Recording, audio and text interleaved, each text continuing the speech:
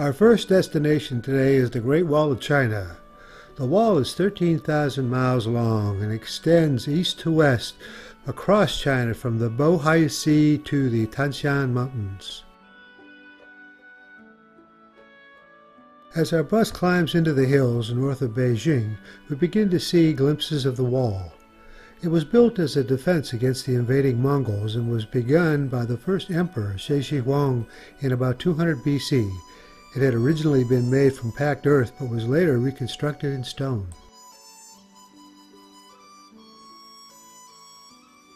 We parked at the base of the mountain and began to climb the Beiling Hills, where the wall rises and falls over the breathtaking Zhongyan Pass.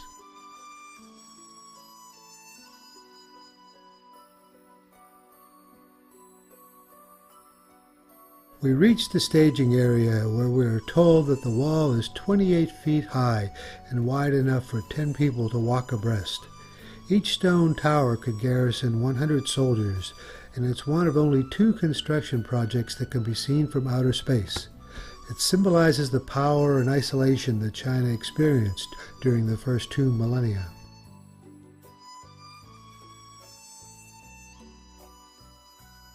We see people with traditional clothing from distant parts of China, while others are more difficult to describe.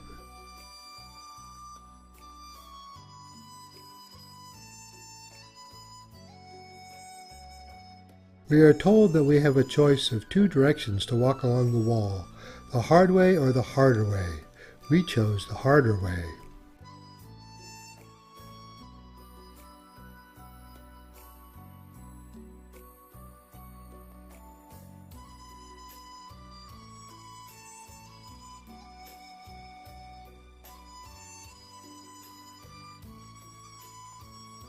We enjoyed taking photos of Chinese families and letting ourselves be included in their photos. Americans are a novelty in China, and many Chinese approached us asking if they could include us in their family photos. We climbed the easiest portion of the wall up to the first tower.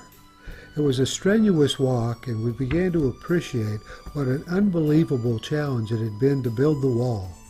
Still today, old people as well as young climb it with determination.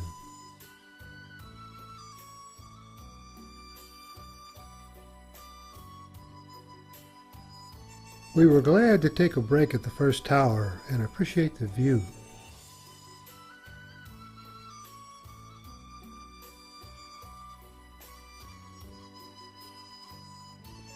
Here we see the upper part of the wall that we will be climbing next. It's a lot steeper and will provide plenty of challenge. Even though the day is hazy, we can see that the wall goes on and on. It's impossible to imagine that it extends a distance equivalent to traveling from New York to Los Angeles and back twice. We begin our trek up the steepest part of the wall.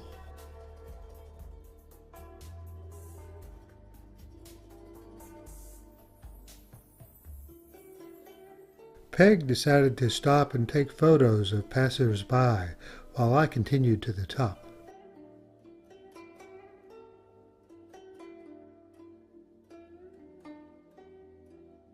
I made it to the top and was winded, but glad I had made the effort.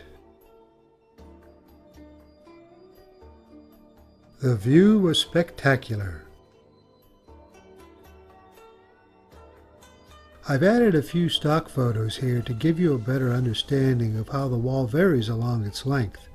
These photos show that in some areas the terrain and the mountain is so steep that the wall is only a few feet wide, and in other areas the wall has not been maintained and has fallen into a state of ruin. We carefully worked our way down the steep grade and took a final look at a site that should be on everyone's bucket list. On our return trip, we visited a jade factory where we saw some remarkable works of art and learned that over the last 2,000 years only emperors were allowed to own jade.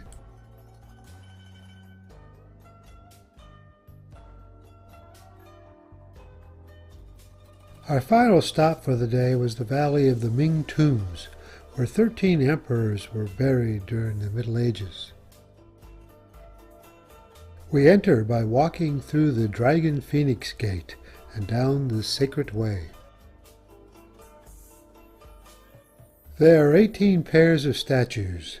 Half are standing and the rest are kneeling in respect. The first statue is a senior advisor to the emperor. An armor-clad soldier is next. Emperors believe that they rule the world after death, so having this assembly of protectors is one way to show their lasting power. Our guide Roy points out the drum beater held by the general. He beats the drum when he wants the army to charge into battle.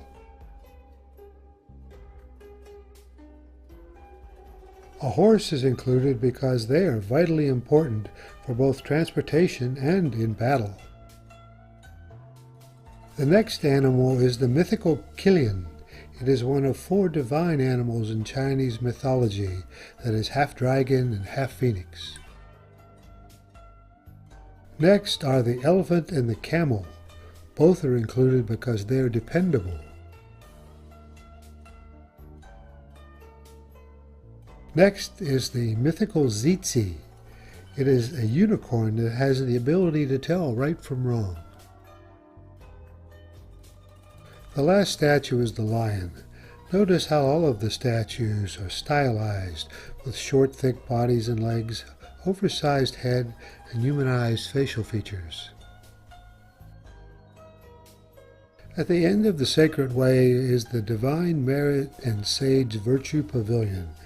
Inside, a great stone turtle supports a carved tablet describing the virtues and achievements of the emperors. It's the next morning, and today we get a different perspective of Beijing as we visit an old neighborhood known as the Hutong area. Our first destination is an ancient bell tower. The tower was once at the gate of the city wall. The bell would ring at 5 a.m. and 7 p.m. to open and close the gates to the city. In the bell tower, we learn how to drink Chinese tea. We use the first 3 fingers. The first 3, we hold the cup like this. And for the girls, please follow me. Open your last 2 fingers, like phoenix. That means we are beautiful, charming, elegant. Okay, for the girls. For the gentlemen, please keep your last 2 fingers in. That means you are powerful dragon man, the power in the hand, okay? If the gentleman, you open the last 2 fingers, do like this. It's not cool here, okay? Also, because this one was made by the ginseng powder, so still got the benefits about that. Especially good for the man, for the memory, for the kidney, for the energy. So this one also is used to be the emperor's tea in the ancient time, only for the royal family. Because you know, emperor in ancient time, they got a lot of the concubines, right? Like girlfriends, so they keep drink a lot of this. Strengthen the kidney for the energy, for the memory, okay? Emperor's tea. And then now in China, it's no more emperor, also no more concubines. So I will make some this for you, everybody can drink it. And just tasting this, we are not going the same way. We just put in the tasting cup, then you can enjoy that. And this one is a little bit hot than the jasmine. So when we taste this one, if you like, you can try to slurp like you tasted the wine. When you slurp, it's more fragrant, more tasty. But just so you know, when you slurp, don't laugh, okay? If you laugh, the water will come out, okay? So just do slurp like this. When you slurp, the flavor will keep in the mouth. It's more fragrant and more tasty.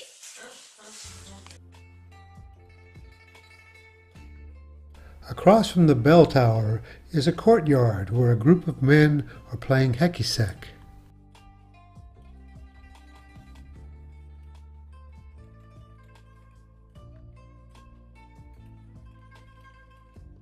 We are treated to a demonstration by a world-class hekisek player.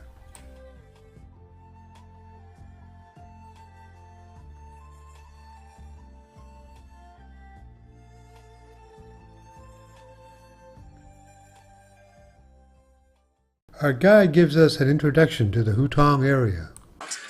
Yeah, so now in the Hutong area, so many people mix live together, mix it together. Not only poor people, not only rich people. Some people they were very rich. Some people not very rich. They only has one small house, like 20 square meters, 30 square meters. Some people very rich, like this one, big courtyard. Belong to one family, but I don't know who live inside. This door is never opened. This is new, just rebuilt last year, completed last year. Yeah, I heard of this belong to a very famous movie star. Yeah. So the price for the house in the Hutong area is very expensive. It's about 5 times higher than the apartment, the same area, same location. So it is said that it's about 200,000 yuan per square meter.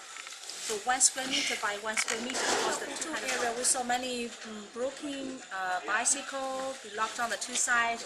Do you notice that? Yeah, yeah. You know why? Why? No people steal that? Because people don't have a parking area. So in the Hutong, if they want to park a car, it's very hard. You have to look for a parking area, 1 turn, 2 turn. So they lock it like that one, broken bicycle over there to occupy a parking area for their own car. If their car come back here, they can park there. Some people make a lock like this one, like that one on the floor. But that is illegal. It's not allowed. Yeah. If a policeman come here, you cannot have a lock on the street. And with so many public toilets in the Hutong area, now the toilet is very good. Even still no door inside. Many toilet no door. Some toilet has like a little screen separate each other. Some toilet just everything's opened. You can see everything. Yeah. Because the people don't like dirty things, bad things in the yard, so they don't like a toilet in the yard. So that is bad feng shui. And a very important reason, they don't have a sewer underground, so the water cannot go out. No, like the toilet cannot, the garbage cannot go out. Sure. The running water is okay. Yeah, the wastewater is okay. So people, they has electric, they has water in the house, just no toilet in the house. Next is a rickshaw ride. We hop in and are on our way.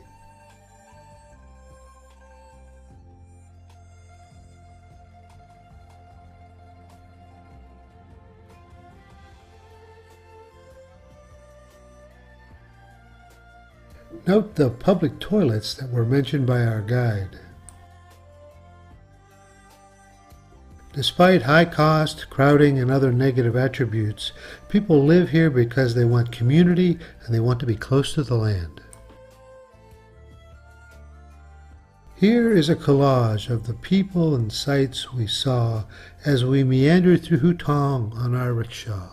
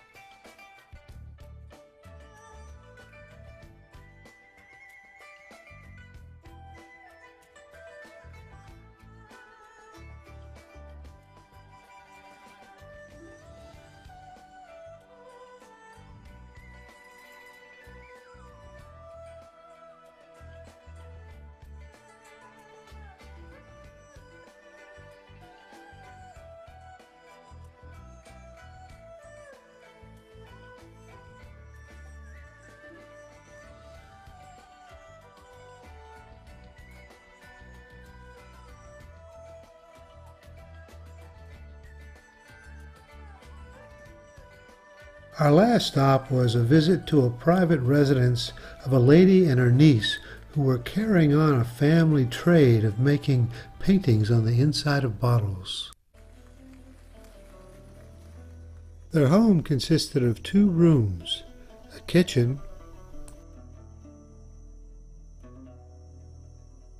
and a combination sitting area, bedroom, and workspace.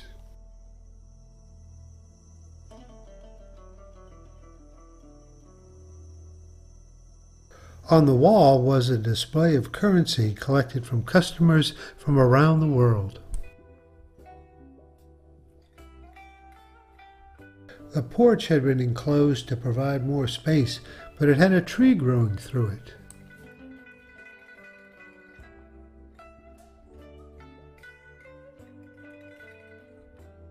It has been an enlightening day in Hutong, but now it's time to leave.